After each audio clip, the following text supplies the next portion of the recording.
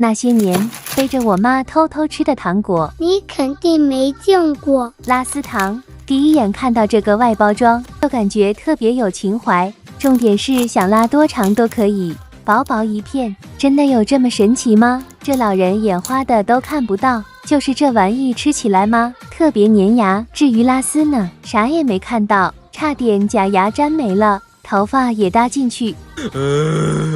汉堡套餐5+2，看着特别有食欲，对不对？咱也不懂5+2是什么意思。芜湖绿绿看着很健康，又是青菜又是水果，这个我妈肯定没意见了。对，营养要均匀，夹着吃一定很美味。那我就先吃为敬了。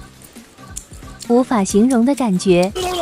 算了，不会再爱真水爆炸糖。这个名字有点意思呀，要是买彩票有这个运气就好了，第一颗就来个空壳，啥也别说，放水里看一下。天啊，这就叫爆炸吗？我还以为会来个七彩菠萝呢，含在嘴里，那个酸爽简直闯进脑袋。我的妈呀，我是谁？我在哪？青蛙棒棒糖，不瞒你说，我就是冲着它的造型买的。小时候我妈总会告诉我，吃完这个糖就会变成一只大青蛙，我才不管呢，就算大猩猩我也爱吃。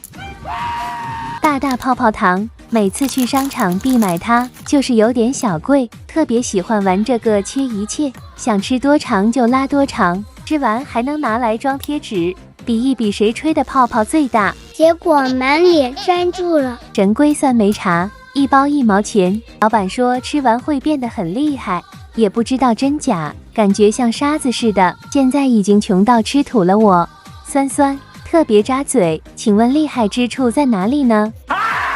这么多种糖果，你吃过哪几种呢？